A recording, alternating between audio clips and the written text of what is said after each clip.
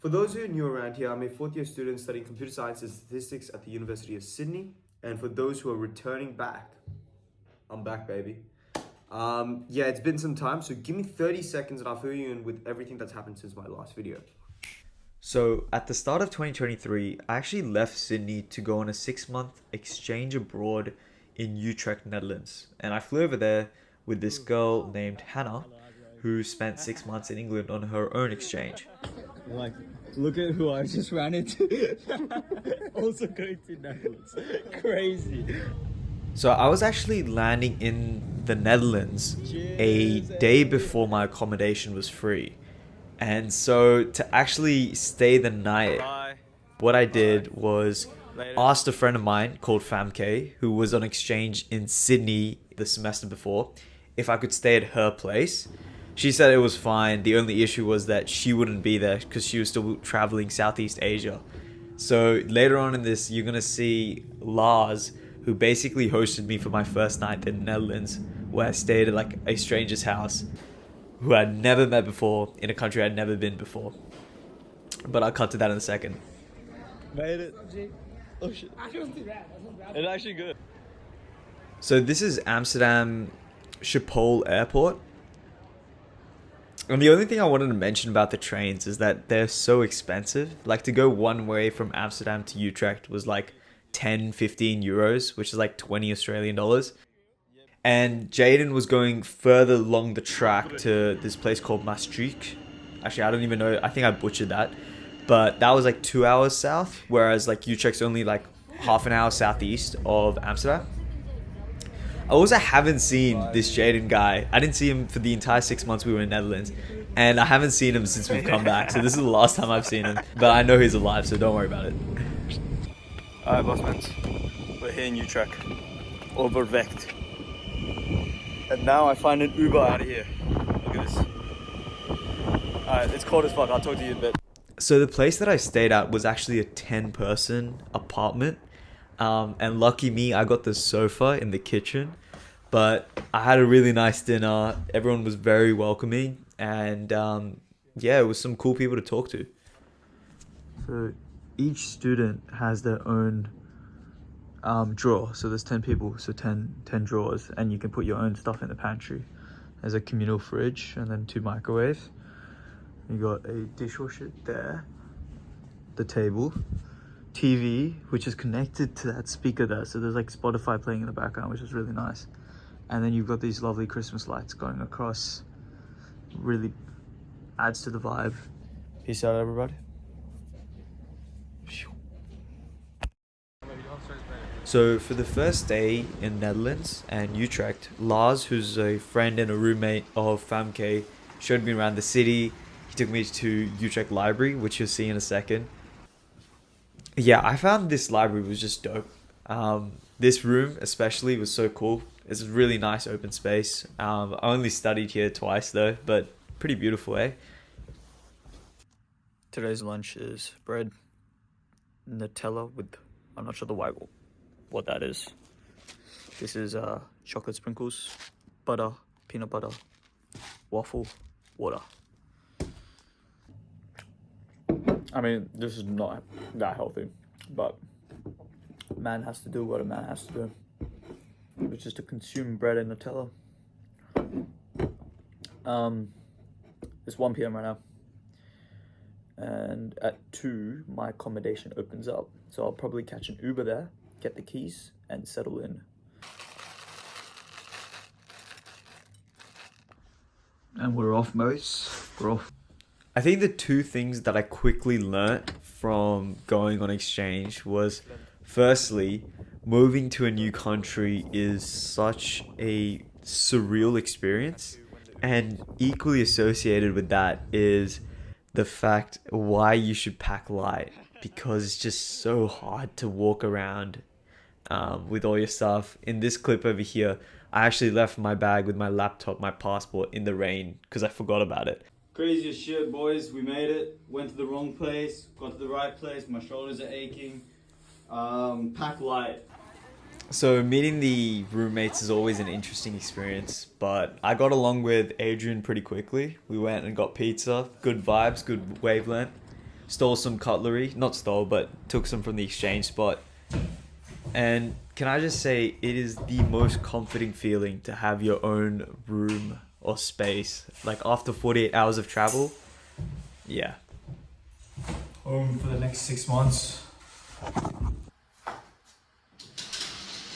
So Friday was when everything really kicked off for the exchange students. We had the introduction to Utrecht University. I was basically kicking it with Adrian.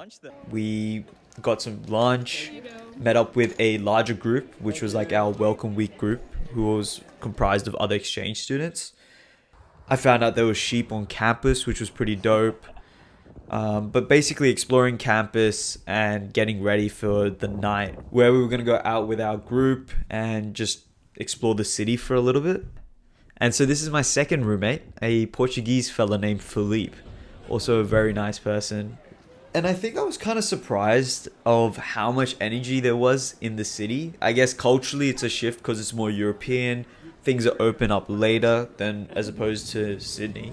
But also, I guess Utrecht I'd never heard before. So I just had an expectation that it was a very small town.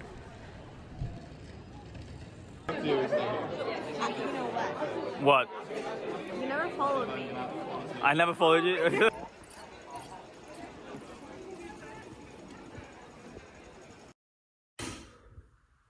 We also got very lucky with our apartment. We had such a spectacular view for all of the 6 months through winter to summer. Alright, so I realized I haven't done a bunch of stuff. I have to get my SIM card, I have to get my bike, I have to get groceries, I have to get my Opal card, OV card. So Saturday morning, it's like 9:45 and that's what we're doing. Catch you in a bit. So after line biking into the city, which was like a 15-minute ride, I actually picked up my cycle from Swapfeets, which on its monthly subscription was pretty reasonable, like 30 Australian bucks a month. And this is the shopping mall in Utrecht called the Huge Catherine Mall. The only thing I found interesting about this place was that the toilets you had to pay for, which is like, bro. And every weekend, the local farmers market and cheese market would run. Fun fact, Gouda is from Netherlands, and we went to the town. It's actually pronounced Gouda, but we had fresh cheese from there, which was actually a dope experience as well. Okay, came back. Cycling was the best. Having your own cycle is legit the best. Like, it's so freeing. Just go at your own pace wherever you want. Left, right, left, right. I don't know. The trams and buses, it's like you gotta do what you gotta do. But nah, cycle is the best. Today's haul, I'm actually very excited to show you guys. Look at this.